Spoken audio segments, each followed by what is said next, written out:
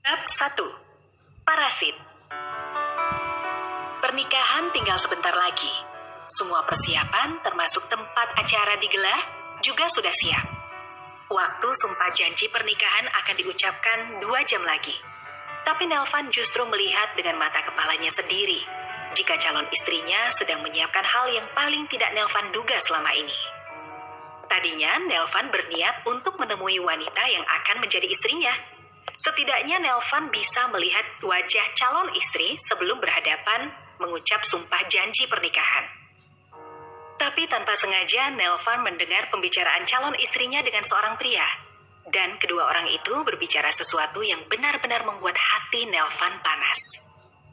Nelvan diam di tempatnya saat ini. Dia membiarkan orang di dalam sana berbicara. Kalimat yang mereka ucapkan sungguh berhasil membuat emosi Nelvan sampai ubun-ubun. Ingatlah, jika kamu hanya akan mempertahankan pernikahan ini dalam waktu yang tidak akan lama, kuasai hartanya, dan setelah itu urus surat cerai. Lalu kita akan menikah, kemudian hidup dengan bahagia. Tenang saja, kau percayakan itu padaku. Terdengar jawaban dari suara Bella, calon istri Nelvan. Tangan Nelvan mengepal. Itu adalah suara Romi dan Bella. Pria yang juga telah memperkenalkan Nelvan kepada Bella. Sehingga hubungan antara Nelvan dan Bella sudah sampai ke hari pernikahan. Nelvan bahkan merasa bahagia karena hari ini adalah hari pernikahannya bersama Bella. Tapi setelah mendengar ucapan Romi barusan, sungguh benar-benar membuat Nelvan emosi. Emosi itu bertambah besar ketika Nelvan melihat dan mendengar sendiri Bella menjawab.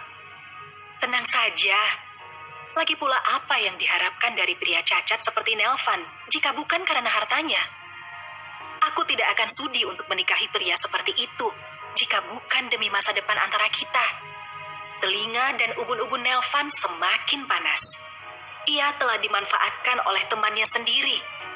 Nelvan pikir Romi selama ini adalah orang baik. Begitupun juga dengan Bella. Tapi siapa sangka kedua orang itu ternyata adalah parasit yang harus segera dibasmi.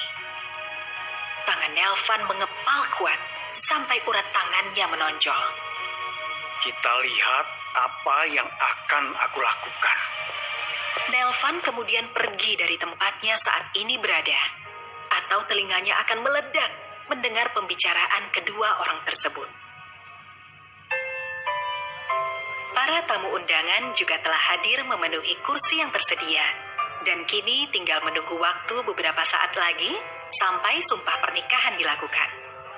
Namun wajah Nelvan sama sekali tidak menunjukkan kebahagiaan. Nelvan melihat tangan, lalu posisinya yang sedang duduk di kursi roda. Kenapa begitu sulit mendapatkan ketulusan seseorang tanpa mengharapkan sesuatu? Nelvan tersenyum miring.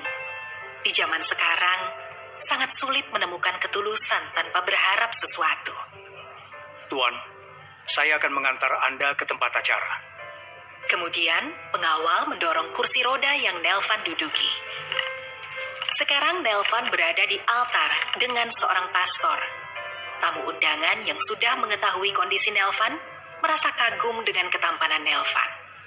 Namun, tak sedikit pula dari mereka mencibir dalam hati atas kondisi yang Nelvan alami. Sedangkan dari ujung karpet merah, terlihat Bella yang sedang digandeng lengan oleh ayahnya, tersenyum berjalan ke arah Nelvan. Senyum palsu. Seandainya Nelvan tidak mendengar apa yang Bella dan Romi bicarakan tadi, kemungkinan sekarang Nelvan pasti tertipu dengan senyum Bella yang secantik namanya. Nelvan mengalihkan pandangan ke arah para tamu, sampai ia melihat keberadaan Romi yang sedang duduk dengan pandangan takjub ke arah Bella. Sungguh, Nelvan sangat ingin mencekik lelaki seperti itu. Memanfaatkan kekasihnya demi harta kekayaan adalah hal paling rendah yang pernah Nelvan lihat. Tanpa sadar, ketika mengingat pembicaraan Bella dan Romi, kedua tangan Nelvan kembali mengepal. Ayah Bella memberikan telapak tangan Bella pada Nelvan sambil mengatakan sesuatu.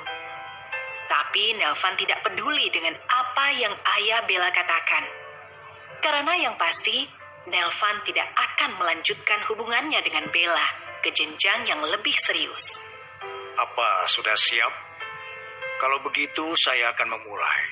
Sang pastor berucap pada kedua mempelai.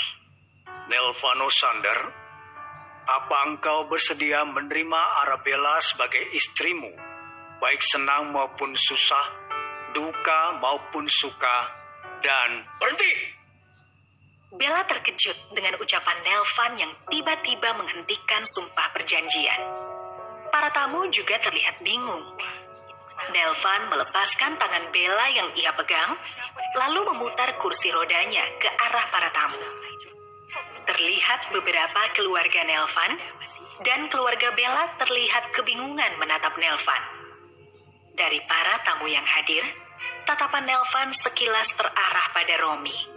Tak bisa menyembunyikan kekesalan pada orang yang pernah menjadi temannya. Seolah ada kilatan api di mata Nelvan saat melihat Romi.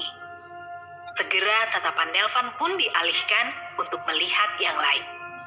Tanpa menarik napas panjang, Nelvan langsung berkata, Saya, Nelvano Sander, membatalkan pernikahan kepada Bella dengan sangat yakin. Aduh, Gila, ceritanya kenapa bisa bisa begitu? begitu? Tragis sekali. Berani mengacaukan pernikahan Betapa ini. malunya jadi Ada pengantin perempuan. saja. Para tamu semakin bingung dan heran. Nelvan, apa kamu gila? Kenapa tiba-tiba membatalkan pernikahan kita? Di waktu yang sangat penting seperti ini, tak mungkin Nelvan membatalkan pernikahannya, kan? Bella sudah tinggal selangkah lagi mendapatkan lelaki itu. Tapi kenapa Nelvan membatalkan pernikahan secara tiba-tiba? Nelvan menoleh ke arah Bella sambil tersenyum sinis. Aku rasa kamu tahu alasanku kenapa tiba-tiba mengatakan hal ini. Tangan Nelvan terangkat, memerintahkan penjaga untuk membawanya keluar dari tempat acara. Untuk saat ini, Nelvan tidak ingin berbuat banyak untuk mempermalukan Bella, meskipun dirinya bisa melakukan hal itu. Kursi rodanya didorong oleh penjaga untuk kembali ke mansion. Nelvan, apa kau gila? Gila? Aku memang gila. Lalu kau ingin aku bagaimana? Nelvan memutar kursi rodanya menghadap Romi. Kau ingin aku menikahi Bella? Tapi aku sudah tidak menyukainya. Jadi aku memberi kejutan untukmu sampai di sini saja. Oh, dan satu lagi. Aku tidak ingin melihatmu di rumahku lagi mulai sekarang. Penjaga, usir Romi keluar dari mansion dan jangan biarkan lelaki ini menginjakan kaki di area mansion dengan alasan apapun. Tak lama kemudian, beberapa penjaga datang menarik Romi. Romi menepis tangannya yang siap digeret paksa. Tunggu sebentar. Sebenarnya, kenapa kau tiba-tiba seperti ini? Dia tidak tahu saja jika pembicaraannya dengan Bella telah didengar semua oleh Nelvan. Jika saja pengkhianatan tidak dilakukan Romi, pasti kini Nelvan telah terjebak. Namun Nelvan hanya mengedikkan bahu. Hanya ingin kau kira aku tidak bisa melakukan hal seperti ini pada Bella? Tenang saja. Aku adalah orang yang dikenal tak punya hati. Jadi, untuk membuktikan itu benar, akhirnya aku membuktikannya di depanmu. Jawabnya terdengar santai. Meski pada nyatanya Nelvan ingin meninju Romi saat ini juga. Romi mengepalkan tangan sembari berjalan ke arah Nelvan. Tapi para penjaga segera menahan Romi. Sekali lagi pria itu menepis tangannya yang akan ditarik paksa oleh penjaga. Aku bisa jalan sendiri. Kemudian keluar dari rumah Nelvan tanpa mengatakan apapun lagi. Nelvan tersenyum miring melihat kepergian Romi. Untuk saat ini, hanya akan keluar dari rumahku. Tapi lain kali, kau juga akan keluar dari banyak tempat yang tidak terduga. Kejadian hari ini membuat Nelvan semakin sulit untuk mempercayai siapapun. Nelvan semakin yakin jika ketulusan tidak pernah ada di dunia ini. Jikalaupun ada, kemungkinan sangat kecil menemukan hal seperti itu. Setelah memastikan mansion sudah kosong dari orang-orang toksik, akhirnya Nelvan berdiri dari kursi rodanya, di mana orang yang ada di belakangnya langsung terkejut. Kau akan mati jika mulutmu berani berbicara sesuatu mengenai apa yang terjadi di dalam mansion ini. Nelvan mengancam tanpa menoleh. Orang yang ada di belakangnya mengangguk cepat. Nelvan menggulung lengan kemejanya sampai siku, lalu mendayal nomor seseorang. Carikan aku beberapa orang, Matt. Pastikan dia adalah orang baru yang belum berpengalaman.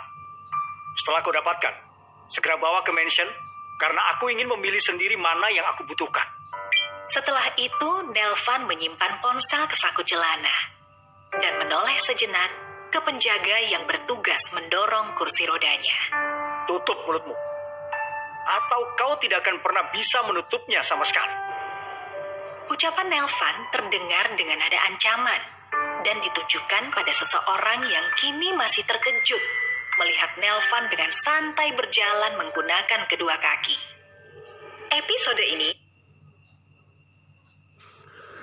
Episode ini sampai sini dulu guys. Jadi untuk kelanjutannya silahkan klik linknya di deskripsi ya. Oke.